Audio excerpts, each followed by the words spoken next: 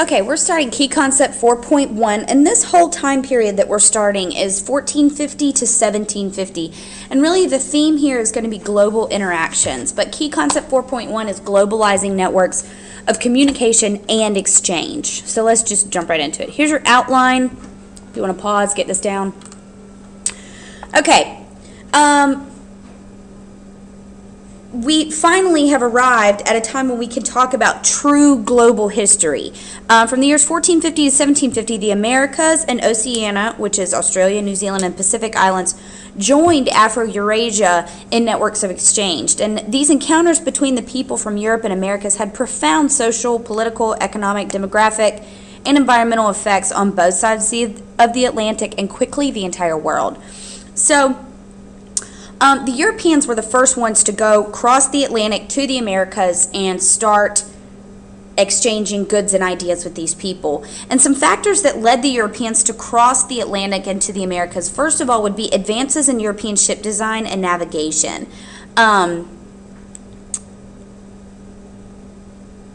Benefits to Europe from trade with Asia by the end of the previous era included not only spices but also technology. Remember last unit we talked about how China was really ahead of the game and they were developing a lot of really great maritime technology. European kings were quick to use this new acquired method in shipbuilding and navigation to expand their new kingdoms. The caravel and lateen sail aided exploration. The lateen sail allowed these ships to sail into the wind and also against the wind, or with the wind and against the wind. They were very maneuverable. They could go close to shore. They had an ideal balance. They could carry heavy loads. In fact, the Nina and the Pinta in Christopher Columbus's fleet were caravels, and they were also used by Vasco da Gama. The compass, more accurate maps, and the practice of cartography. The astrolabe, which was used to determine latitude, improved rudders and sails. All of these were transferred from Asia, and they contributed to Western Europe's ability to make these long-distance sailings expeditions. Another factor in European exploration was Christianity. Europeans desired to spread the Christian faith. In the early 15th century, Princess Isabel of Castile and Prince Fernando of Aragon, two separate regions in Spain, were married, and this united these two kingdoms. And this union gave its support to three significant events in Spanish history. First of all, the Reconquista, or the reconquest, of former Spanish territory from the Muslims. This also expelled the Jews, which actually had some negative effects for the Spanish because the Jews were some of its most well-educated and skilled people, so it had some negative effects economically.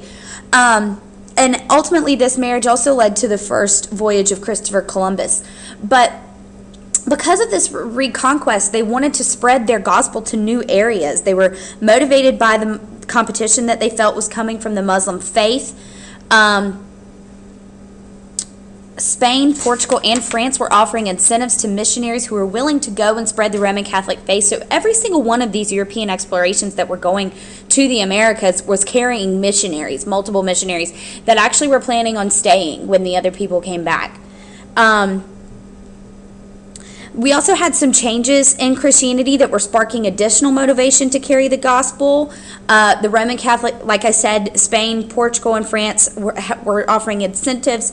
The Protestant Reformation, which we're going to talk about in some later videos,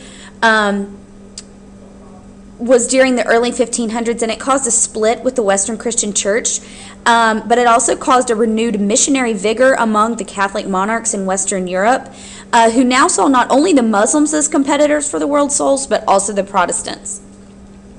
Catholic monarchs saw evangelization of the world a great importance for them because they wanted to basically beat the Protestants to it. And then finally, trade. The trade was a major motivator. The Europeans saw how the flow of silk technology and spices westward from Asia had increased wealth in Europe tremendously, and it also triggered the Renaissance, which we're going to talk about later, and it sparked a revival of cities like we talked about in last unit.